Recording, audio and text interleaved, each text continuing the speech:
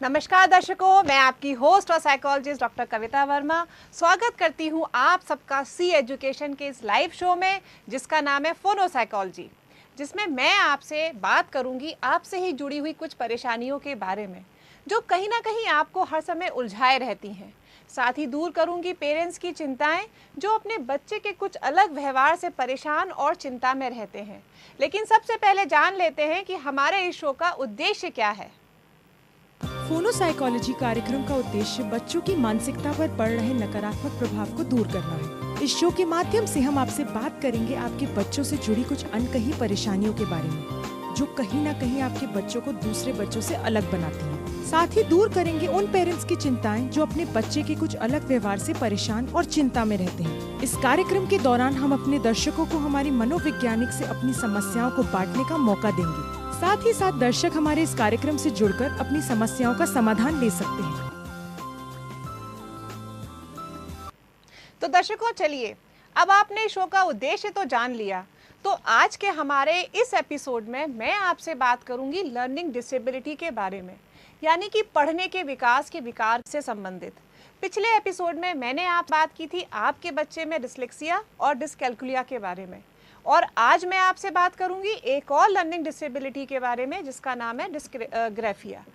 दर्शकों, मैंने आपको डिसकैल्कुलिया में बताया था कि कैसे बच्चे को मैथ्स में करने में प्रॉब्लम होती है, और डिसलेक्सिया में हमने ये जाना था कि कैसे बच्चे को रीडिंग और उसको समझने में दिक्कत होती है अल्फ़ाबेट्स को।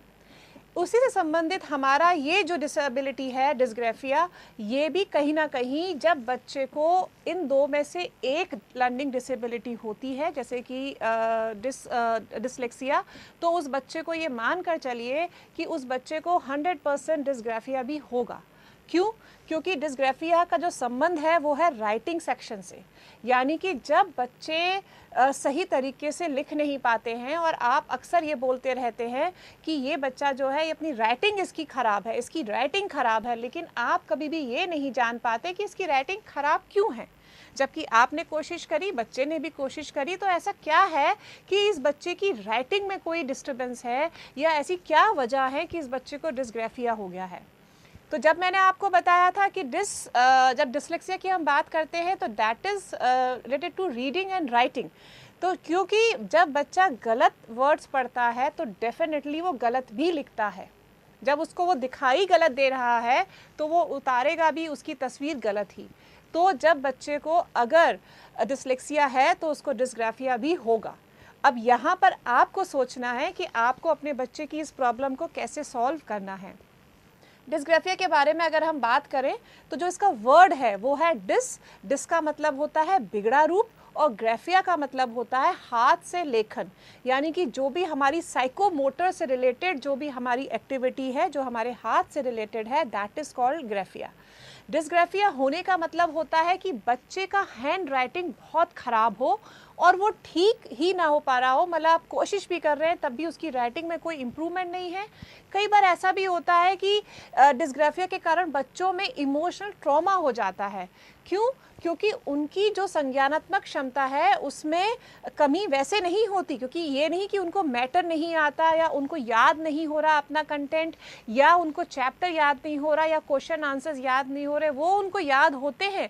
लेकिन जब लिखने की बारी आती है तो चूंकि उनकी राइटिंग में डिफेक्ट है, तो जो पढ़ने वाला एग्जामिनर है या टीचर है वो ढंग से पढ़ नहीं पाता कि उस बच्चे की नॉलेज क्या है, और उस बच्चे को अक्सर बहुत कम नंबर मिलते हैं। और उसकी वजह से क्या होता है कि वो अपने साथियों के समान स्तर को प्रदर्शन नहीं कर पाता, यानी कि जो उसकी क्लास के सहपाठी हैं, जो उसके साथ के बच्चे हैं, उसकी नॉलेज होते हुए भी चूंकि वो उसको लिख नहीं पा रहा है सही तरीके से, और टीचर उसको पढ़ नहीं पा रहा, और इस वजह से उसके नंबर कटते जाते हैं, तो जो उसकी क्लास में दूसरे सहपाठी हैं वो उनके बराबर मार्क्स स्कोर भी नहीं कर पाता, जिसके कारण उनके आत्मसम्मान को ठेस पहुंचती है। बच्चे कई बार डिप्रेशन के शिकार भी हो जाते हैं, और कई बार हमने ऐसा भी पाया है कि बच्चे खूब मेहनत करते हैं और उन अच्छी खासी अंडरस्टैंडिंग होती है, उनके कंसेप्ट्स भी क्लियर होते हैं, हार्ड वर्क भी करते हैं, लेकिन जब उनके मार्क्स नहीं आते और जब वो अपने सहपाठियों के बराबर स्कोर भी नहीं कर पाते हैं और वो सामान्य पढ़ने से बिल्कुल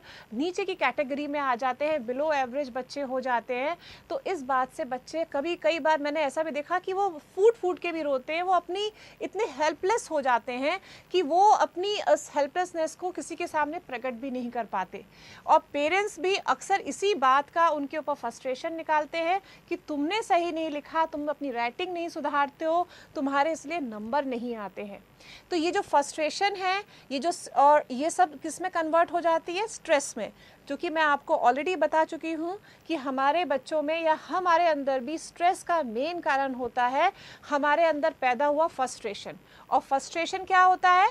जब हमें कोई काम करना हो या हम काम करने की काबिलियत हो, हम उस काम को कर सकते हैं, लेकिन जब हम उसका अंजाम हमारे विपरीत आता है, यानी कि जो रिज़ल्ट है वो उसके विपरीत हमें मिलता है और हमें मनचाही चीज़ नहीं मिलती, तो अक्सर हमारे अंदर फ्रस्ट्रेशन हो जाता है। तो दर्शकों, हमारे बच्चों के साथ भी ऐसा ही कुछ होता है। बच्चे को नॉलेज है, बच्चे को उसका आंसर आता है, वो लिखने की कोशिश भी कर रहा है, लेकिन चूंकि उसके अंदर डिस्ग्राफिया जैसी डिसऑर्डर है और वो उसको लिख नहीं पाया सही तरीके से और टीचर ने उसको मार्क्स नहीं दिए, तो बच्चे के अंदर फ्रस्ट्रेशन पैदा हो जाता है। तो बस अपने बच्चे की किसी भी परेशानी के समाधान के लिए आप मुझे कॉल कीजिए, मैं आपकी प्रॉब्लम सॉल्व करूंगी। हमारा नंबर है 056240366610। तो जल्दी से मुझे कॉल लगाइए और मैं फ़ोन कॉल का वेट कर रही हूँ। और चलिए अब जानते हैं कि डिस्ग्राफिया के लक्षण क्या होते हैं, यानी कि ऐसे कौन से सिम्टम्स हैं जो कि आपको अपने बच्चे के अंदर पहचानने हैं और आपको ये देखना है कि कहीं मेरा बच्चा इस डिसऑर्डर का शिकार तो नहीं है। आप उसको लगातार डांटते रहते हैं, आप क्लास में कंप्लेन भी आती है, टीचर अक्सर आपने देखा हो उसकी जो कॉपी है जिसमें उसने लिखा है, जो राइटिंग है, उसमें बड़े बड़े गोले बना दिए जाते हैं क्योंकि वो टीचर को समझ में नहीं आ रहे। टीचर नहीं समझ पा रहा कि इस बच्चे ने क्या लिखा है, और आप क्या करते हैं? आप पूरा की पूरा गुस्सा बच्चे पर निकाल देते हैं। और बच्चा क्या होता है? बच्चा फ्रस्ट्रेट होकर स्ट्रेस में आ जाता है कि उसने तो कोशिश की थी पर वो नहीं कर पाया। तो आपको इसी प्रकार के कुछ सिम्टम्स जो मैं आपको बताने जा रही हूँ, आपको अपने बच्चे के अंदर देखने हैं, नोट करने हैं, और आपको ये देखना है कि कहीं आपके बच्चे के अंदर डिस्ग्राफिया का कोई भी लक्षण तो पैदा नहीं हो गया है। और एक बात और है कि आपको इस चीज़ का एक चार्ट भी बनाना चाहिए कि बच्चे के अंदर ये जो राइटिंग से जो भी प्रॉब्लम्स हैं वो कहाँ किस लेवल तक जा रही हैं। सबसे पहला सिम्टम जो हम मानकर चलते हैं, क्रैम्पिंग ऑफ फिंगर्स, यानी कि इन बच्चों की जो उंगलियां हैं वो आप ध्यान से देखिएगा कि एक जो हमारे स्ट्रेट टाइप से होती है, इनके अक्सर यहाँ पर गांठें जैसी बन जाती हैं और इन बच्चों को अपनी फिंगर्स को पूरी तरीके से मूवमेंट्स में दिक्कत आती है। आप इस चीज़ को अपने बच्चे के देखिएगा फिंगर्स को कि वो पूरी स्ट्रेट हो रही है या नहीं हो रही है। यहाँ इनकी स्पेशली इधर कोई गांठें तो नहीं है ऐसी कि जिससे कि उनकी उंगली सीधी नहीं होती है, अक्सर इस टाइप से रह जाए। अगर ऐसा कुछ आप पा रहे हैं तो इसका तुरंत आपको इलाज करना पड़ेगा। आपको मैं आगे बताऊंगी कि आपको कैसे कैसे इसकी एक्सरसाइजेज होती हैं जो आप करवा सकते हैं अपने बच्चे को, जिससे कि बच्चा थोड़ा सा इस चीज़ से फ्री हो जाए। दूसरा सिम्टम जो आपको देखना है, एक्सेसिव यूज़ ऑफ इरेज़र। जिस समय बच्चा लिख रहा है, आपने कभी नोटिस किया कि वो इरेज़र यानी कि रबड़ जिससे मिटाने वाला कार्य होता है उसे कितना यूज़ कर रहा है? अक्सर मैंने देखा है कि बच्चे जिनको ये प्रॉब्लम नहीं होती है, वो उन बच्चों की जो रबड़ है, जो इरेज़र है, वो पेंसिल बॉक्स में ही रहता है और वो फटाफट लिखते जाते हैं। कोई एक आध सी गलती होती है तो वो निकाल के एक आध बार मिटाते हैं। लेकिन इन बच्चों के साथ अक्सर ये प्रॉब्लम आती है कि हर लाइन में कम से कम वो 10 बार इरेज़र का यूज़ करते हैं। एक बार लिखा, उन्हें खुद नहीं समझ में आया और उन्हें फिर मिटाया, वो फिर कंफ्यूज हो गए और उन्हें फिर मिटाया। अगर एक्सेसिव यूज़ ऑफ इरेज़र हो रहा है तो आपको अलर्ट होने की ज़रूरत है। बच्चे के अंदर ये सिम्टम है डिस्ग्राफिया का। तीसरा सिम्टम जो आपको देखना है कि पुअर लेजिबिलिटी, मतलब दिखाई नहीं देता, समझ में नहीं आता कि उसने लिखा क्या। आप उस बच्चे का लिखा हुआ 3 सेंटेंस भी ढंग से नहीं पढ़ पाते, आपको ये समझ में नहीं आता कि ये लिखना क्या चाह रहा है। अक्सर टीचर भी ये कंप्लेन करें कि आपका बच्चा लिखता क्या है, मेरी समझ में ही नहीं आता। और आप भी जब उससे वो क्वेश्चन सुनते हैं, क्वेश्चन का आंसर जब आप सुनते हैं तो आप पाते हैं कि उसको तो पूरा आंसर आता है, उसने खटखट बता भी दिया। लेकिन जब लिखने की बारी आती है तो बच्चा ठीक से लिख नहीं पाता, और जिसको पढ़ना है, चाहे वो आप हैं, चाहे वो टीचर है, चाहे वो एग्जामिनर है, या जिसको भी उसकी राइटिंग पढ़नी है, वो उसको स्पष्ट रूप से पढ़ भी नहीं पाता और पढ़ने में बहुत दिक्कत होती है, यानी कि स्पष्ट रूप से मालूम ही नहीं पड़ता कि लेटर्स क्या लिखे हैं और उसके वर्ड्स क्या बने हैं। चौथा सिम्टम जो आपको अपने बच्चों में नोटिस करना है कि difficulty nothing lines and margins, यानी कि इन बच्चों को जब मैं स्कूल में टीचिंग करती थी तो मैं ये बात बड़े अच्छे से याद कर पाती हूँ कि मालूम पड़ता है कि कैसे ये चीज़ ये वाला सिम्टम है। लेकिन उससे पहले हमारे बीच में एक कॉलर हैं, हम पहले कॉल ले लेते हैं, इसके बाद आगे कंटिन्यू करते हैं। हेलो। हेलो। हाँ जी। जी गुड आफ्टरनून मैम। हाँ गुड आफ्टरनून, अपना नाम बताएं। मेरा नाम सरिता सिंह है। सिंपल? सरिता सिंह। हाँ जी सरिता सिंह, बताएं आप कहाँ से बोल रही हैं? हम आगरा कैंट से बोल रहे हैं। आगरा कैंट से, जी बताएं। जी मैम, वो हमारा बच्चा है, उससे पढ़ाते हैं कुछ तो अच्छे से लर्न कर लेता है और सही से आंसर भी देता है उसका, लेकिन स्कूल में उसके मार्क्स बहुत कम आते, समझ भी नहीं आता क्या करता जाके स्कूल में क्या नहीं। सविता सिंह जी, आपसे मेरी एक रिक्वेस्ट है कि थोड़ा सा बाहर आके बात करें।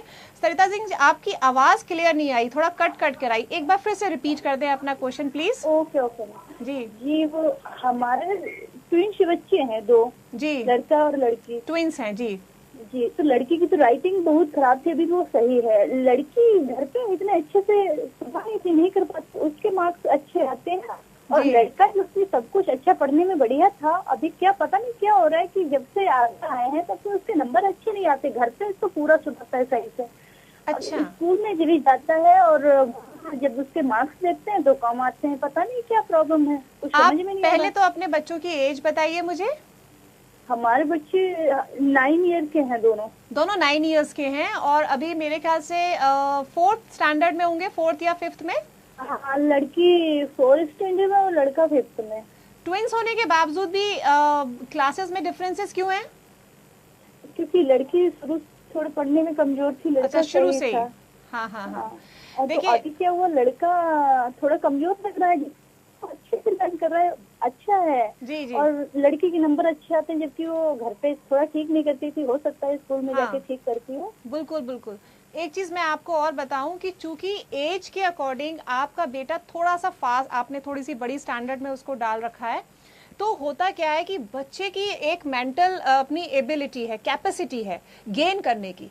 आपके दोनों बच्चे अभी बहुत छोटे हैं, बहुत अच्छा कर लेंगे, आप बहुत अवेयर पेरेंट हैं कि उस पर ध्यान भी दे रहे हैं।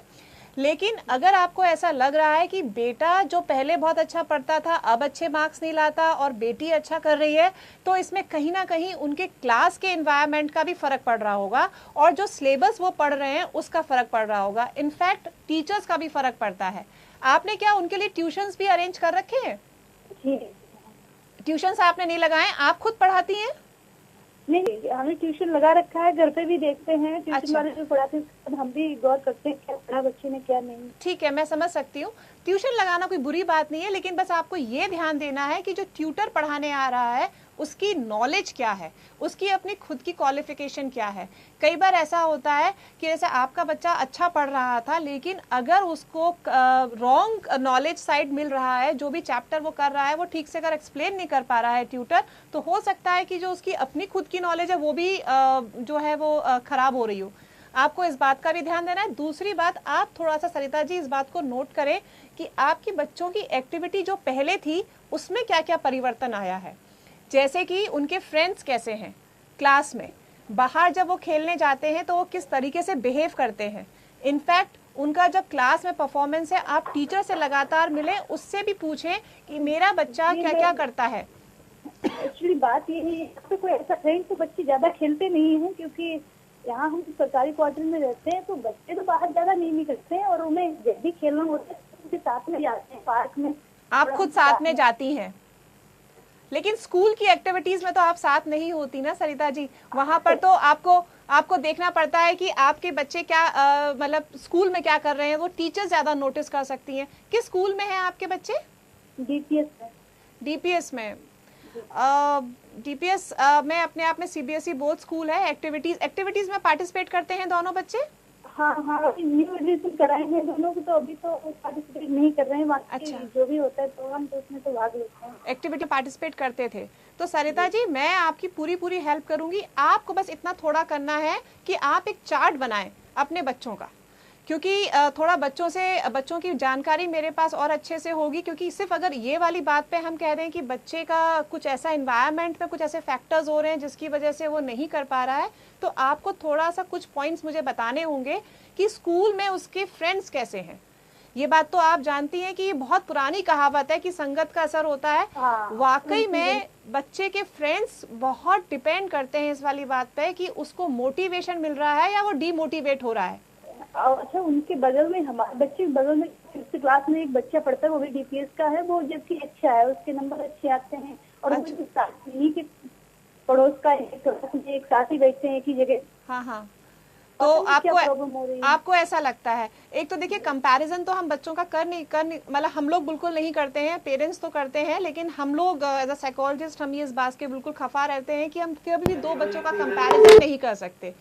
एक बच्चे की जो क्वालिटी है वो दूसरे बच्चे से हमेशा अलग होती है। अब आपको मैं एक बात बताऊं, जरूरी नहीं कि वो जो इसका सहपाठी है उसका ध्यान भटके और इसका ना भटके। इसका भटक सकता है और उसका नहीं भटक सकता, तो ऐसा भी हो जाता है। तो बहुत जरूरी है कि आप थोड़ा सा और बच्चे पर ध्यान दें, और जो भी आपकी आप जो मैंने आपको बोला कि उसके कुछ पॉइंट्स नोट करके आप मुझे दोबारा कॉल करें, मैं आपको बताऊंगी कि आपको और क्या करना चाहिए। बाकी की किस सब्जेक्ट्स में वो बहुत ध्यान देते हैं, ये भी आपको ध्यान रखना चाहिए कि कौन सब्जेक्ट ऐसा कि जो बच्चे को बहुत अट्रैक्ट करता है, और सब्जेक्ट से कौन से हैं जिसमें कि बिल्कुल मन लगा के वो नहीं पढ़ता, और क्या वो 1 घंटे लगातार बैठ के पढ़ पाता है या नहीं, या आपसे वो कैसी बातें करता है। कई बार ऐसा होता है कि आप ध्यान नहीं देती हैं, लेकिन मतलब हम लोग ध्यान नहीं देते अक्सर, लेकिन आपको ये ध्यान से आप सुनिएगा कि वो आपसे किस टाइप की बातें करता है, कैसे क्वेश्चंस पूछता है। बेटी का भी थोड़ा सा एक चार्ट बनाइएगा, फिर देखिएगा we will discuss on this topic. तो thank you so much Sarita ji हमसे बात करने के लिए, and definitely I will solve your problem. First you have to do some homework. तो ये थी हमारे बीच में सरिता जी, जिनके बच्चों की ये प्रॉब्लम है कि एक पहले अच्छे मार्क्स आते थे, अब नहीं आते। हर पेरेंट्स की ये चिंताएं हैं जो बिल्कुल वाजिब है, क्योंकि हर पेरेंट चाहते हैं कि उनके बच्चे on the top of the world रहें। तो हम बात कर रहे थे सिम्टम्स की। तो ये जो बच्चे होते हैं, जो हम 4th सिम्टम की बात कर रहे थे कि इनको मार्जिन लाइंस को समझने में थोड़ी दिक्कत आती है। मैंने अक्सर नोटिस किया है कि ये जो बच्चे हैं वो, जैसे हिंदी में एक नियम है कि जो लाइन है उसके नीचे लिखा जाता है और इंग्लिश में उसके ऊपर, लेकिन अक्सर क्या पाया जाता है कि ये लोग उल्टा करते हैं, इंग्लिश नीचे लिखते हैं या कभी कभी लाइन के बीच में लिख देते हैं और हिंदी उसके ऊपर लिखते हैं। ये गलती होती है। और इनफैक्ट साइड में कितनी मार्जिन्स कितने छोड़ने हैं, दोनों साइड में इनको इसका भी कंफ्यूजन रहता है। अक्सर ये घिचड़ पिचड़ वाला काम बहुत करते हैं। और 5th हमारा सिम्टम है differences in size of letters, यानी कि इनके एक ही वर्ड में आप पाएंगे कि जो लेटर का साइज है वो अलग अलग है। जैसे LI है, I आप अक्सर छोटा ही बनता है, लेकिन ये कई बार बहुत बड़ा सा आई बना देते हैं और उसके बाद ई जो है वो छोटा। तो आप भी कंफ्यूज हो जाते हैं, टीचर्स भी कंफ्यूज होते हैं कि ये लिखा क्या है, इसने एल बनाया है या आई बनाया है। और 6th जो सिम्टम है जो आपको नोटिस करना है कि ये अपर केस और लोअर केस लेटर्स में कंफ्यूज होते हैं। यानी कि ये नियम है राइटिंग का कि जब एक वर्ड लिख रहे हैं, तो हम अभी से कंटिन्यू करते हैं। हमारे बीच में एक कॉलर है, हम कॉल ले लेते हैं। Hello hello hello hello. हाँ जी, हेलो हेलो। हाँ, आपको good afternoon ma'am. Good afternoon. बताएं अपना नाम। जी मैं कांता शर्मा। कांता शर्मा जी, आप कहाँ से बोल रहे हैं? जी आगरा। Very good. बताएं कांता शर्मा जी। जी मैम, मेरा बच्चा छोटा है। जी, हेलो? कितने साल का है? मैम अभी छोटा है, 5 साल का है। 5 साल का है। 5 साल का मैम। जी, आपकी आवाज बहुत कम आ रही है कांता जी। हेलो। हाँ जी, आपकी आवाज बहुत कम आ रही है। बस मैं इतना ही सुन पाई कि आपका बच्चा 5 साल का है। आगे बताएं। मैम मैम वो छोटा है, अभी 5 साल का है जी। पर एक्चुअली मैम मेरी प्रॉब्लम ये है कि वो लिखने बैठता है तो वो लिखता प्रॉपर नहीं है। अच्छा, उसकी राइटिंग की जिस बात की आज हम बात कर रहे हैं वो ही उसको प्रॉब्लम है शायद। यस मैम, मतलब उसको बिठालती हूँ मैं जी। तो बातें ज्यादा करता है, लिखता कम है। और जब वो लिखता है तो वो जो भी लिखता है, चलिए वो तो बच्चा देखिए छोटा है, 5 साल का है तो चुलबुला होगा, लेकिन जो भी वो लिखता है, जितने भी सेंटेंसेस फ्रेम करता है, क्या वो विजिबल है? मतलब आप पढ़ लेती हैं आराम से, लेटर्स वगैरह समझ मैम में मैं आते हैं? पढ़ लेती हूँ, हाँ। पढ़ तो लेती हूँ, लेकिन मैम वो प्रॉपर नहीं लिखता। मैं बहुत बार उसे डांटती हूँ, अच्छा। उसके बाद कहीं जाके तब वो सही अक्षर को लिखता है, पूरा एक अक्षर जो लिखता है। अच्छा, मैं आपसे 2-3 चीजें पूछ रही हूँ, आप उसको ध्यान देके बताइएगा। क्या वो बी और डी, जो स्मॉल बी और डी होता है, उनमें कंफ्यूज होता है कि बी का मुंह किधर होता है स्मॉल का, और जी बिग? मैम, जी मैम, अक्सर कंफ्यूज होता है, और आप जब तक उसको बताती नहीं है तब तक वो गलती लिखता हाँ है। जी मैम। अच्छा। वो मुझसे ये पूछता है कि मैम आपकी साइड बनेगा या मेरी साइड बनेगा, वो हाँ, मुझसे यही यही सवाल उसको, करता मतलब है। उसको ये कंफ्यूजन रहता है। दूसरी चीज मैं आपसे एक और, चूंकि 5 साल का है तो उससे रिलेटेड चीज पूछूंगी मैं कि आपने कभी नोटिस किया कि जब आप उसको लिखवाती हो, कि अब तो कर्सिव हैंड राइटिंग का ही सब स्कूल्स में है मेरे ख्याल से, तो वो LKG या UKG में होगा? मैम LKG में है। LKG में है। तो अभी कितनी राइटिंग का काम कितना मिलता है, यानी कि एक पूरा वर्ड, 1 पेज वर्क मिलता है। 1 पेज वर्क मिलता है उसे करने के लिए? तो उसमें आपने क्या देखा कि कर्सिव राइटिंग होती है एक, और अलग अलग लेटर्स लिखने वाली प्रैक्टिस होती है। Yes ma'am. तो वो किस में कंफर्टेबल है, कर्सिव राइटिंग में या अलग अलग जो लेटर्स होते हैं? मैम वो स्मॉल लेटर इजीली लिख लेता है, लेकिन कर्सिव में उसे थोड़ी प्रॉब्लम आ रही है। मतलब वर्ड्स, लेटर्स को जोड़ जोड़ के लिखने में वो प्रॉब्लम फेस कर रहा है? Yes ma'am, yes ma'am. अच्छा, बहुत अच्छी बात है। और दूसरी बात ये, मतलब अच्छी बात ये है कि आप बिल्कुल अवेयर हो रही हैं अभी से, क्योंकि बहुत सारे पेरेंट्स बहुत बाद में अवेयर होते हैं। यस मैम, ये छोटा है अभी, लेकिन मैं इसे रिटिन, मैम ओरल करता है। हाँ। बहुत अच्छी तरीके से करता है, लेकिन इस बार इसकी मैम ने भी कंप्लेन की है कि ये लिखता नहीं, सबसे लास्ट में कॉपी देता है क्लास वर्क, मतलब लिखने से बहुत कतराता है। घर में भी इसके साथ यही प्रॉब्लम है कि 1 पेज वर्क को ये 2-3 घंटे में करता है, उसको बिल्कुल लिखने का। और आपने एक इसकी फिंगर्स की शेप थोड़ा मुझे बताएं, जो हमारी ये उंगलियां हैं, उस बच्चे की जो उंगलियां हैं मैम। हाँ, ग्रिप तो उसकी सही है, फिंगर अच्छा। एकदम स्ट्रेट करो बेटा। हाँ मैम थोड़ा ऊपर की साइड जाती है इसकी फिंगर, थोड़ा एक होता है, देखिए आप, मैं मेरी फिंगर्स देखिए पूरी पीछे कर्व हो रही हैं, इसी करवा के देखिए, कर्व इसी तरह कर्व है मैम, कर्व है। और यहाँ पर ये जो हमारा है, ये कितना है साइज उसका, थोड़ा मोटा है क्या? ये तो मैम बैलेंस में है, इक्वल अच्छा एक सा आ रहा है मैम। मैं उसको देख तो नहीं पा रही हूँ, लेकिन मेरी इच्छा हो रही है कि थोड़ा देखूं, तो थोड़ा सा छू कर भी मालूम पड़ता है। अच्छा, दूसरी चीज ये कि आपके यहाँ, आप मतलब आप दोनों जो हैं, उसके पेरेंट्स जो हैं, आप दोनों में से मैम उसके फादर नहीं है। अच्छा, सो सॉरी फॉर दैट, लेकिन आप दोनों में से राइटिंग किसकी थोड़ी सी खराब रही है? एक्चुअली मैम मैं आपको बताऊं, उसके फादर नहीं है, मैं मदर, सिंगल मदर हूँ। जी जी, मैं ही उसे देखती हूँ। आप ही बिल्कुल, आप तो बहुत ग्रेट हैं, क्योंकि मदर के बराबर तो कोई दुनिया में है नहीं।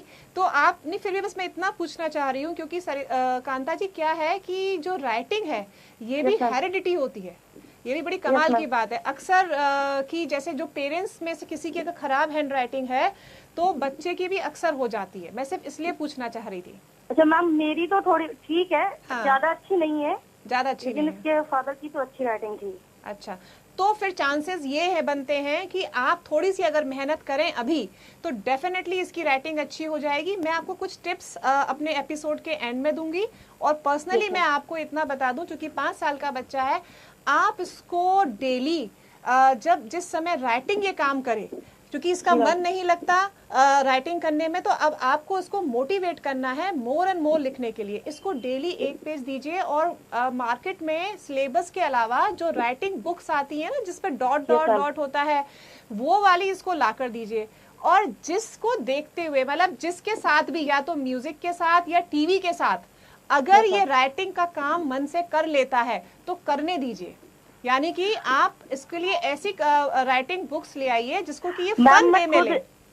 जी, खुद इसके लिए ला के रखा है मैंने, और खुद बना के मैं देती हूँ इसको, लेकिन मैम बहुत ज्यादा डांट पड़ने पर ये काम को करता है, रिटन बस हाँ, अच्छी तरह नहीं करता मैं है, इसीलिए कह रही हूँ नहीं है क्योंकि मैम। मैं इसीलिए आपको मैं सजेस्ट करना चाह रही हूँ कि चूंकि छोटा बच्चा है, देखिए 5 साल का बच्चा है, आप उसको बहुत ज्यादा अभी बड़ी बड़ी बातें हम लोग उसको नहीं बोल सकते। हम उसको ऐसे मोटिवेट कर सकते हैं कि अच्छा देखो, तुम अगर ये वाला पेज लिख रहे हो तो मैं तुम्हारे मनपसंद का म्यूजिक चला देती हूँ, चलो तुम्हारे लिए मैं कार्टून लगा देती हूँ, तुम्हें कार्टून देखना है, तुम्हें एक्स्ट्रा टाइम मिलेगा, तुम इस पेज को भी लिखते चलो और कार्टून भी। आप देखिएगा, ये मैंने अप्लाई किया है रियल उसमें सिचुएशन में, बच्चे बड़े आसानी से राइटिंग कर लेते हैं। और एक बार चूंकि अभी उसकी उंगलियां नाजुक हैं, अभी मतलब फ्रेम होने में अभी उसका पूरा परफेक्शन आने में टाइम लगता है, एक बार उसकी उंगलियों को आदत पड़ जाएगी ना बिल्कुल अच्छा लिखने में, तो वो अच्छा लिखने लगेगा। और सीख जल्दी सीखता है वो जी, उसकी सीखने की कैपेसिटी अच्छी है। अच्छा स्पीड, हाँ उसकी स्पीड भी बढ़ जाएगी, डेफिनेटली बढ़ेगी। सीख जल्दी लेता है लेटर को बनाना। यस मैम, सीख लेता है, तो बस उसके अंदर थोड़ा सा इंटरेस्ट की कमी आ रही है और कहीं ना कहीं उसे मोटिवेशन नहीं मिल रहा। और अगर आप थोड़ा सा उसको प्यार मोहब्बत से मोटिवेट करके करती रहेंगी तो देखिएगा कांता जी, पक्का वो अच्छा करेगा। और मुझे बड़ी खुशी होती है ऐसी मदर्स के लिए कि जो अभी से अपने बच्चे के प्रति इतनी अवेयर होती है। मैम मुझे इसके लिए थोड़ा ये टेंशन रहता है कि ये थोड़ा पढ़े अच्छा, और कोई बात नहीं है। बिल्कुल अच्छा पढ़ेगा, आप बिल्कुल धैर्य रखिए, विश्वास रखिए, हमसे जुड़े रहिए। And thank you for calling अस। और जो भी कोई प्रॉब्लम हो आप हमसे बात कर सकती हैं। बहुत अच्छा लगा आपसे बात करके। तो ये थी कांता जी जो अपने 5 साल के बच्चे के लिए अभी से इतनी अवेयर है। अभी हम सिम्टम्स की बात कर रहे थे, तो हमारा जो 7वां सिम्टम है यानी कि 7th वन, वो है कि इन बच्चों को जो भी बहुत मुश्किल होती है अपनी हैंड राइटिंग को पूरा की पूरा समझने में, खुद को समझने में भी और उसको ट्रांसलेट करके बताने में भी, क्योंकि जब ये लिख जाते हैं उसके बाद इनको ये पहचानते कि हमने लिखा क्या था। 8th हमारा सिम्टम है इनसफिशिएंट स्पीड ऑफ कॉपिंग, यानी कि जब आप इनको कॉपी करना होता है तो ब्लैक बोर्ड पे से इनको कॉपी करना है। अक्सर क्लास में छोटे बच्चों को तो ये सबसे पीछे कॉपी कर पाते हैं, यानी कि लिख ही नहीं पाते और तब तक मैडम जो है वो ब्लैक बोर्ड पे से रब कर देती है, उनका काम अधूरा रह जाता है। और जो 9th सिम्टम आपको देखना है कि इन बच्चों को जो भी लिखा है उसमें आपको प्रॉब्लम है, बच्चों को भी प्रॉब्लम है। इसके अलावा ये बच्चे जो पेंसिल है उसको सही तरीके से होल्ड नहीं कर पाते, यानी कि trouble in holding a pencil, इनको पेंसिल को पकड़ने में बहुत प्रॉब्लम होती है। और अक्सर आपने देखा होगा कि आप टोकते हैं कि इसको यहाँ से नहीं यहाँ से पकड़ो, और अक्सर कभी ये पीछे से पकड़ लेते हैं, कभी एकदम आगे से पकड़ लेते हैं। और जो हमारा नेक्स्ट सिम्टम ये है कि अक्सर आपने पाया होगा कि ये बच्चे जब लिखते हैं तो पूरा उस कॉपी के ऊपर झुक जाते हैं, यानी कि इनके जो बैठने का जो पोस्चर है वो भी थोड़ा सा नॉर्मल बच्चों की अपेक्षा थोड़ा सा एबनॉर्मल लगता है। और अगर कुछ मिस हो गया है तो आइए एक बार देख लेते हैं विस्तार पूर्वक हमारे इस डिसऑर्डर के symptoms. Signs and symptoms of dysgraphia. Cramping of fingers. Dysgraphia का ये बहुत बड़ा एक लक्षण होता है कि इन बच्चों को लिखते समय उंगलियों में ऐंठन होने लगती है। इन्हें ऐसा अनुभव होता है कि इनकी उंगलियों में दर्द हो रहा है। इन बच्चों के हाथ की उंगलियों में अजीब सी ऐंठन होने लगती है। साथ ही लिखने से इन बच्चों के हाथ में दर्द भी होने लगता है। Excessive use of erasers. बच्चों में डिस्ग्राफिया होने का बहुत बड़ा लक्षण होता है कि ये बच्चे लिखते वक्त बहुत ज्यादा इरेजर का इस्तेमाल करते हैं। इसका अर्थ है कि ये बच्चे लिखते कम और मिटाते ज्यादा हैं। अक्सर ऐसा होता है कि बच्चे लिखते वक्त बहुत ज्यादा इरेजर यानी कि रबर का यूज करते हैं, जो कि अपने आप में डिस्ग्राफिया का एक लक्षण है। Poor legibility. जिन बच्चों को डिस्ग्राफिया होता है उनमें ये देखा जाता है कि इन बच्चों की लिखावट बहुत ज्यादा अस्पष्ट होती है। ये जो भी लिखते हैं उसे बहुत जल्दी कोई भी आसानी से समझ सकता है। इन बच्चों की लिखावट अक्सर बहुत ज्यादा अस्पष्ट होती है। कभी कभी ये बच्चे खुद भी अपनी लिखावट को नहीं समझ पाते हैं। Difficulty in noting lines and margins. जिन बच्चों को डिस्ग्राफिया होता है वो अक्सर लिखते वक्त लाइन की मिस्टेक करते हैं, यानी कि पहले से जिस लाइन में लिख रहे होते हैं उसे स्किप करके दूसरी लाइन में लिखने लग जाते हैं। उन्हें ये याद ही नहीं रहता कि वो कहाँ लिख रहे थे। साथ ही ये बच्चे लिखते वक्त मार्जिन का भी ध्यान नहीं रखते हैं। इन्हें ये याद ही नहीं रहता उन्हें मार्जिन का यूज कैसे करना होता है। Difference in size of letters. जब भी बच्चे अपना होमवर्क करना शुरू करते हैं यानी कि वर्क को लिखना शुरू करते हैं, तो जो ये शब्द लिखते हैं उनके लेटर्स में डिफरेंस होता है। मतलब कि ये जो कुछ भी लिखते हैं उनके शब्दों में अंतर साफ देखा जा सकता है। उनका कोई लेटर किसी फॉर्मेट में होता है तो कोई लेटर अलग फॉर्मेट में होता है। उनकी लिखावट स्पष्ट नहीं होती है। Gate confused in upper case letters and lower case letters. ये बात अक्सर देखी जाती है कि जिन बच्चों को डिस्ग्राफिया होता है ये बच्चे लिखते वक्त अपर केस लेटर और लोअर केस लेटर को मिक्स करके लिखते हैं। यानी कि अगर पूरा सेंटेंस स्मॉल लेटर में लिखा जाना है तो ये बच्चे अक्सर स्मॉल लेटर में कैपिटल लेटर को मिक्स करके लिखते हैं। उन्हें ये पता ही नहीं होता कि वो गलती कर रहे हैं।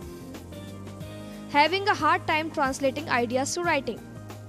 ये बच्चे जब लिखते हैं तो इन्हें ये ही नहीं पता होता कि वो लिखते वक्त गलत वर्ड्स का यूज कर रहे हैं। मोस्ट ऑफ द टाइम ये बच्चे गलत ही वर्ड्स का यूज कर रहे होते हैं। इन बच्चों को अक्सर वर्ड्स का ट्रांसलेशन करने में दिक्कत आती है। ये ज्यादातर गलत ही ट्रांसलेशन करते हैं। Insufficient speed of copy. जिन बच्चों को डिस्ग्राफिया होता है वो बच्चे अक्सर जो भी लिखते हैं वो बहुत धीरे धीरे लिखते हैं। उनकी कुछ भी कॉपी करने की स्पीड बहुत कम होती है।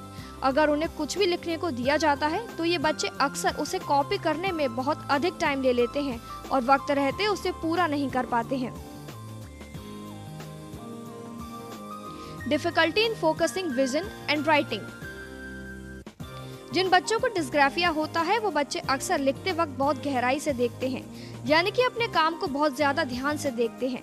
अक्सर देखा जाता है कि ये बच्चे बहुत ज्यादा गहराई से उसे देखते हैं, जो कि डिस्ग्राफिया का एक बहुत बड़ा लक्षण है। Trouble in holding a pencil correctly. ऐसे बच्चों को अक्सर अपनी पेंसिल पकड़ने में तकलीफ होती है। कभी कभी तो ये भी देखा जाता है कि उन्हें ये भी नहीं पता होता कि उन्हें अपनी पेंसिल पकड़नी कैसे है।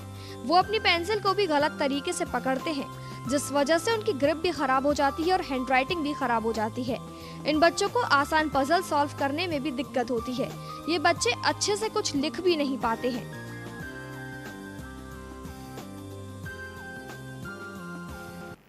तो अब आपने ये तो जान लिया कि डिस्ग्राफिया के लक्षण क्या होते हैं।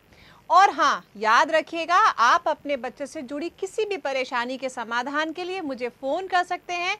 हमारा नंबर है 056240366110।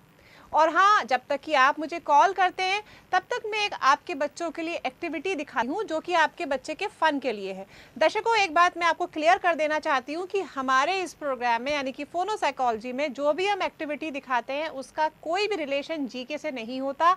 ये सिर्फ एक फ़न के लिए है और आपके बच्चों की माइंड के अलर्टनेस के लिए है कि कितना वो अलर्ट हैं। तो मेनली हम जैसे कह सकते हैं कि बच्चों की हम कॉमन सेंस को चेक करते हैं कि कितना मतलब वो फटाफट उसका आंसर दे पाते हैं। That is completely for fun. तो चूँकि आपके बच्चे के अंदर अगर जो IQ लेवल है वो बहुत डिपेंड करता है बच्चे के कॉमन सेंस की एबिलिटी के ऊपर, तो इसीलिए मैं आपको ये एक्टिविटी खिलवाती हूँ आपके बच्चों को कि जिससे आप भी देखें कि आपका बच्चा कितना क्विक आंसर दे पाता है या नहीं। तो चलिए देखते हैं हमारी वो एक्टिविटी।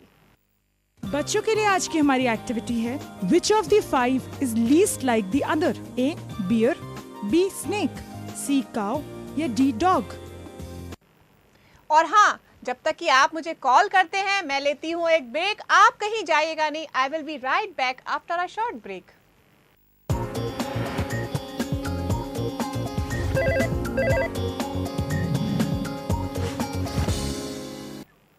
ब्रेक के बाद एक बार फिर से स्वागत है आप सभी का हमारे इस शो में जिसका नाम है फोनो साइकोलॉजी, और मैं हूं आपकी होस्ट और साइकोलॉजिस्ट डॉक्टर कविता वर्मा।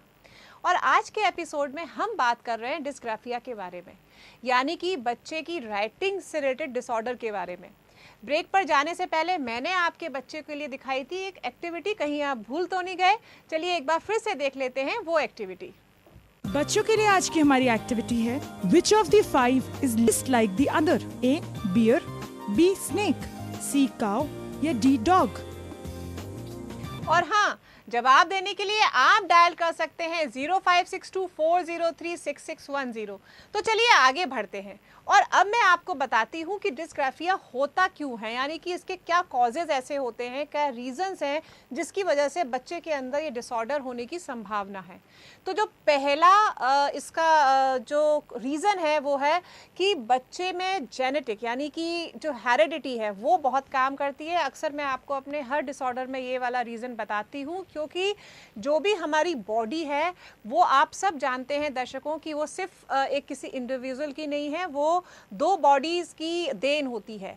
तो चूँकि उसके अंदर जीन्स आते हैं दोनों परिवारों के, तो कई बार ऐसा पाया गया है, बल्कि हमने इस वाले रीज़न को तो हमने बड़े अच्छे से फाइंड आउट भी किया है और तमाम रिसर्चर्स भी हुए हैं कि अक्सर अगर माता पिता की लिखाई में बहुत अच्छी लिखाई है तो बच्चे की भी अच्छी लिखाई होती है, पर ये ज़रूरी नहीं, एक्सेप्शनल केसेस में भी कभी कभी उल्टा देखने को मिल जाता है। और अगर दोनों में से किसी एक की राइटिंग थोड़ी सी ख़राब है तो बच्चे में भी वो खराबी आने की पूरी संभावना होती है, लेकिन अगर टाइमली उस पर ध्यान दिया जाए तो इसकी प्रॉब्लम भी हम सॉल्व कर सकते हैं।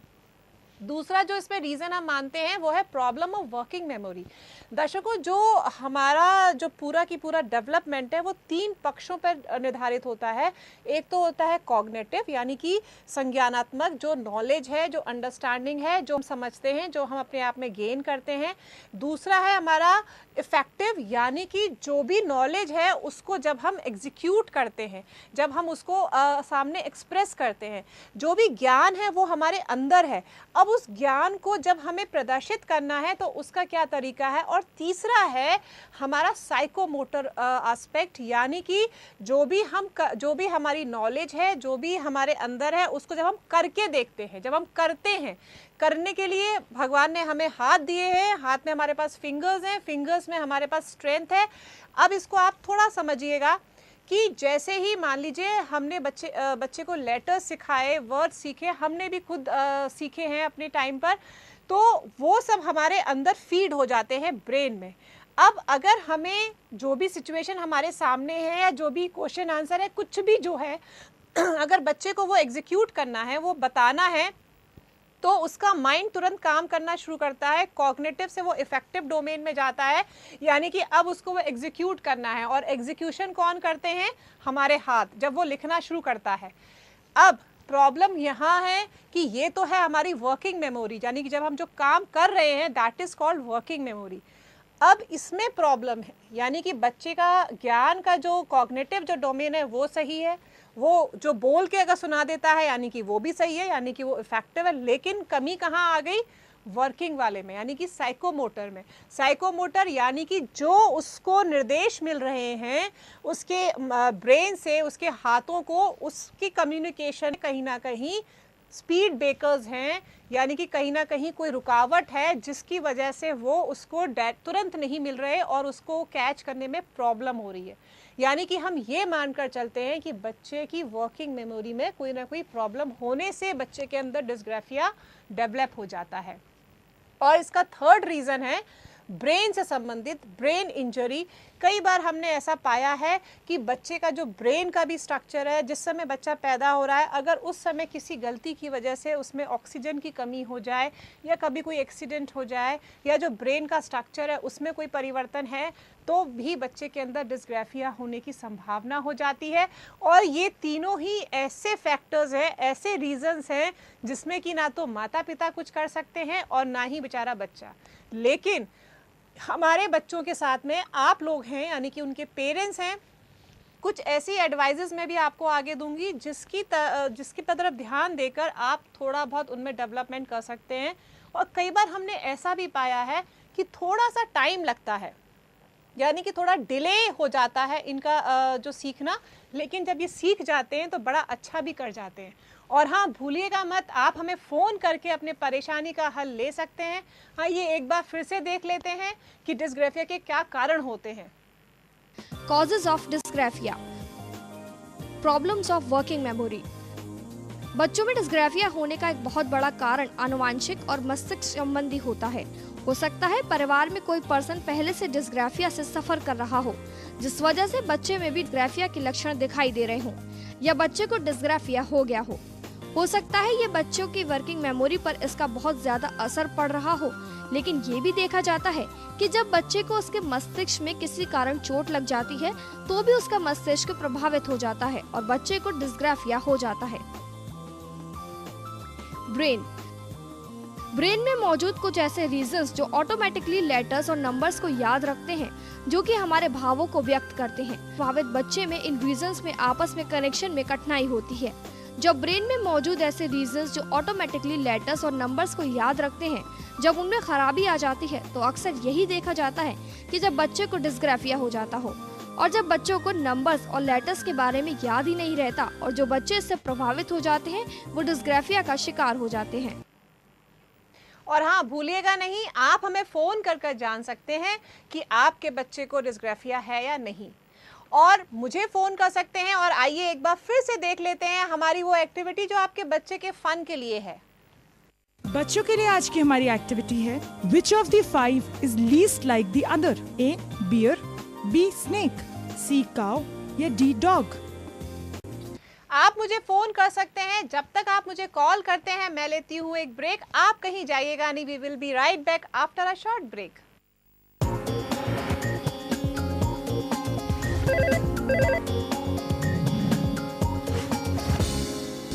ब्रेक के बाद एक बार फिर से स्वागत है आप सभी का हमारे इस शो में जिसका नाम है फोनो साइकोलॉजी, और मैं हूं आपकी होस्ट और साइकोलॉजिस्ट डॉक्टर कविता वर्मा। और जब तक हम आगे कंटिन्यू करें, हमारे बीच में एक कॉलर हैं, तो पहले कॉल ले लेते हैं। हेलो, मेरा नाम हर्ष है। आपका नाम? हर्ष। हर्ष, बताएं बेटा।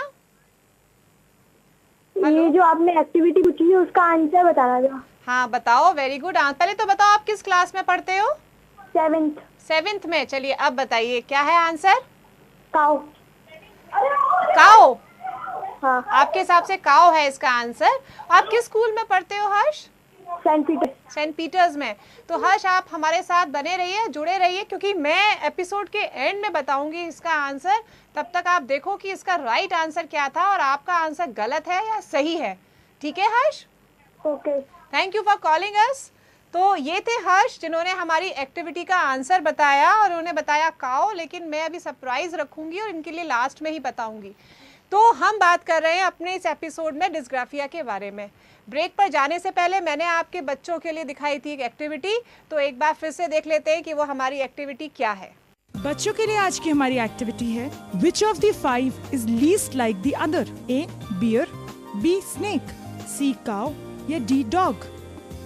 तो चलिए आगे बढ़ते हैं। आपको बिल्कुल घबराने की ज़रूरत नहीं है। जिन भी पेरेंट्स के बच्चे को डिस्ग्राफिया है, अब मैं आपको बताती हूँ कि आप अपने बच्चों के व्यवहार में कैसे बदलाव ला सकते हैं। यानी कि कुछ एडवाइजेज हैं जो आप फॉलो करेंगे तो डेफिनेटली आपके बच्चों की हैंड राइटिंग में सुधार आएगा।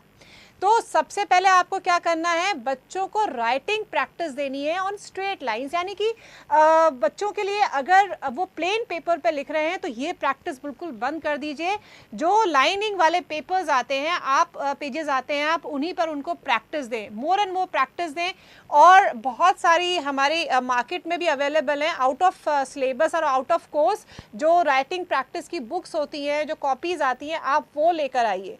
बच्चे को वो करने के लिए दीजिए और उसको मोटिवेट करिए। कई बार क्या होता है, बच्चे बहुत बेमन से करते हैं।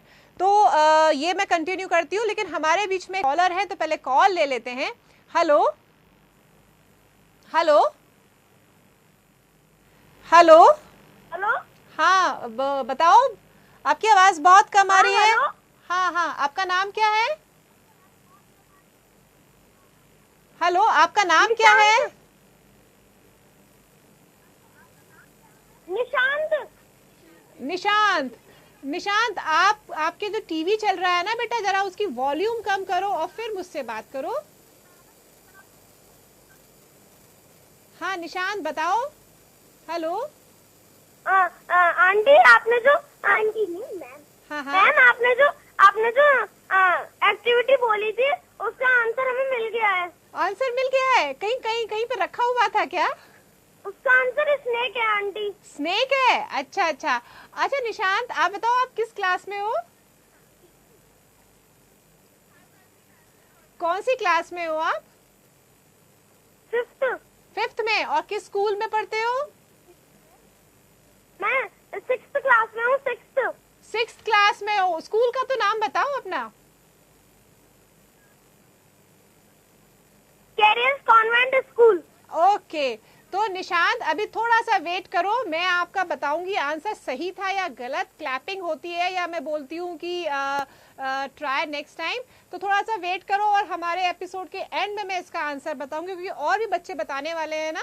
तो थैंक यू फॉर कॉलिंग अस निशांत। तो हम बात कर रहे थे एडवाइजरी। पहली एडवाइस मैंने बताया कि give lot of practice on writing books on straight lines, जिससे कि बच्चा अगर वो गलती भी कर रहा है तो आपको इंस्ट्रक्शंस देने हैं, आपको अपने सामने कराना है। बहुत ज़्यादा उसके सिर पे चढ़कर भी मत बैठिए, जिससे कि बच्चा कॉन्शियस हो जाए। आते जाते देखते रहिए कि वो स्ट्रेट लाइन पे लिख रहा है या नहीं, और अगर वो उसको मोटिवेशन देने की भी बहुत आवश्यकता है आपको। दूसरी एडवाइस मैं आपको बताऊंगी कि हम लोग ये आप लोगों को सजेस्ट करते हैं कि ऑक्यूपेशनल थेरेपिस्ट के पास आप जाएं। उससे क्या होता है कि बच्चे के जो हाथ है, जो उंगलियां हैं, जो कि मेन रीज़न होता है बच्चों की हैंड राइटिंग का, ग्रिपिंग का, पेन या पेंसिल को पकड़ने का, उसके लिए प्रॉपर एक्सरसाइज होती हैं। यानी कि फिंगर्स की एक्सरसाइज अलग से होती है, जिससे कि इनका ये जो पावर है, यहाँ पर जो फिंगर्स में जो पावर है वो इंक्रीज होती है। और ये थोड़ा बहुत आप भी घर में कर सकते हैं कि जब भी बच्चे को आप मतलब लिखने के लिए बैठा रहे हैं तो थोड़ा सा उसे 3-4 टिप्स सिखाइए, जो मैं आपको बता रही हूँ। कि आप उसको बोलो पहले तो अपने दोनों हाथ रगड़ो अच्छे से, रगड़ने के बाद आप उनको बोलो कि आपको ऐसे कम से कम 10 टाइम्स करना है, फिंगर्स को अंदर और बाहर, अंदर और बाहर, और अपनी जो ये हमारी हथेलियां हैं उनको घुमाना है। ये प्रैक्टिसेस आप हमेशा बच्चे को कराएं। जब भी वो पेंसिल पकड़ने वाला हो तो आप उसको बोलो कि बेटा पहले ये एक्सरसाइज करो, क्योंकि इससे क्या होगा कि उसकी जो ये जो हड्डियां जो थोड़ी बहुत भी अगर कड़क हो रही हैं तो थोड़ी सी सॉफ्ट हो जाएंगी। और हमारा इसमें मैं आपको एडवाइस दूंगी कि आप अपने बच्चे को ये जो वार्म अप एक्सरसाइज, आप इसको हम वार्म अप एक्सरसाइज बोलते हैं, इसके अलावा भी आप उसको और बहुत कुछ करा सकते हैं। आप उसको मोटिवेशन दे सकते हैं, और साथ ही साथ आप बच्चों को ये बता सकते हैं कि तुम्हें जो भी तुम्हारे दिमाग में नॉलेज वाली चीज़ें हैं उसको जब तुम लिखते हो तो दोबारा पढ़ो और देखो और इसके बाद लिखो। फोर्थ एडवाइस मैं आपको आपके बच्चे के लिए बताती हूँ कि आपको बच्चे को जो भी बताना है वो थोड़ा सा प्रेस करते चलना है अपने बच्चे को। यानी कि आपने अगर उसने एक सेंटेंस सही लिखा है तो आप उसको प्रेस करना मत भूलिए, जो भी वो एफर्ट्स कर रहा है। क्योंकि देखिए मैंने आपको बताया कि कहीं ना कहीं बच्चे के अंदर ये डिसऑर्डर है और उसके लिए वो खुद हेल्पलेस है। तो आपको अगर आप उसको प्रेस करेंगे तो वो उसके लिए टॉनिक वाला काम करेगा। और पांचवी बात यह है कि आप अपने बच्चे को इंटेलिजेंस गेम्स खिलवाइए। यानी कि आप जो भी बच्चा जो भी ऐसी चीज़ें जिससे कि उसकी हाथों की एक्सरसाइज हो, ये नहीं। मैं कई बार ये भी बोलती हूँ कि वीडियो गेम खेलना भी कोई बहुत बुरा नहीं है, लेकिन इन अ लिमिटेड पीरियड बच्चे बड़े खुश हो जाएंगे सुनकर। लेकिन अगर थोड़ा सा उन्हें कंट्रोलिंग टाइम में दिया जाए तो वो भी अच्छे होते हैं उनकी उंगलियों की एक्सरसाइज के लिए। ये नहीं लेकिन कि मोबाइल पे लेकर वो ऐसे ऐसे कर रहे हैं, उससे बेटर है कि वो कुछ फिंगर से करें। इसके अलावा मैं ये भी बोलूँगी कि बच्चे को क्ले जो आती है, जो मार्केट में बड़े आसानी से अवेलेबल है, प्लेइंग क्ले आती है, जो मिट्टी होती है जिससे कि बच्चे बहुत सारी शेप्स बना सकते हैं, वो उनको ख़रीद के दीजिए। उससे उनको बोलिए कि तुम इससे खेलो, इससे खूब सारी चीज़ें बनाओ। तो चूंकि वो क्ले जो है जब वो उसको तोड़ेंगे, मोड़ेंगे और उसमें खूब सारा काम करेंगे, गूंदेंगे, उससे भी उनकी उंगलियों की एक्सरसाइज होगी। मेनली आपको कंसंट्रेट करना है बच्चे के इन हाथों के ऊपर कि कैसे इसको मोर एंड मोर आप एक्सरसाइज दे सके।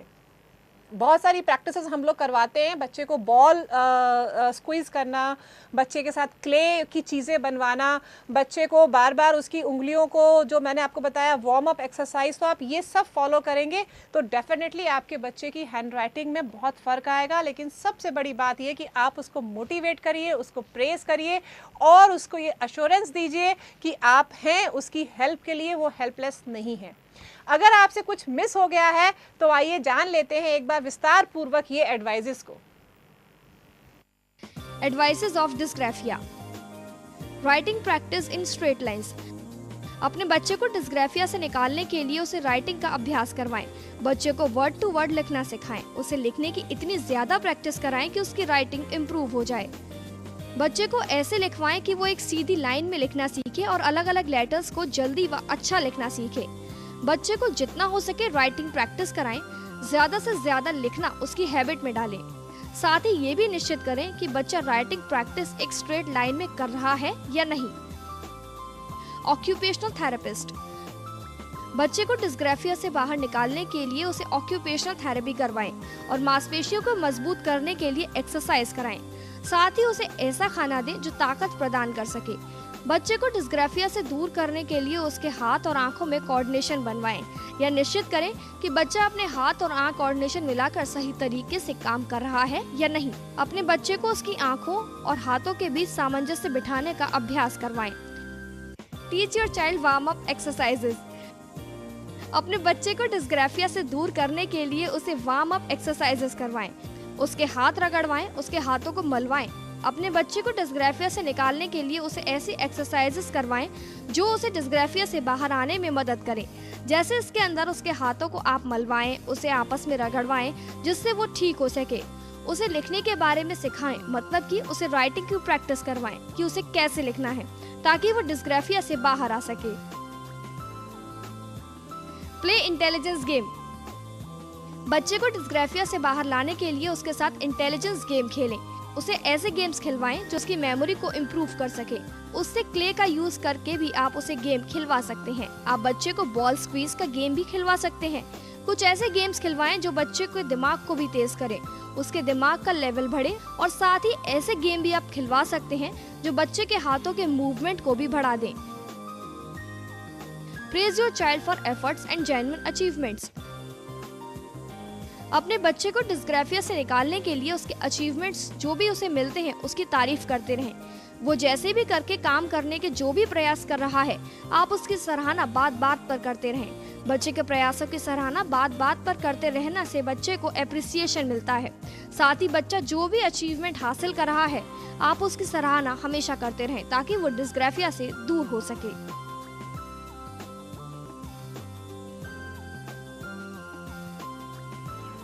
और अब वक्त है आपके बच्चे से जो एक्टिविटी हमने बताई थी उसका जवाब बताने की, लेकिन इससे पहले हम जान लेते हैं इसका राइट आंसर क्या है। बच्चों के लिए आज की हमारी एक्टिविटी थी Which of the 5 is least like the other? आपके ऑप्शंस हैं A bear, B snake, C cow या D dog, जिसका सही जवाब है B snake।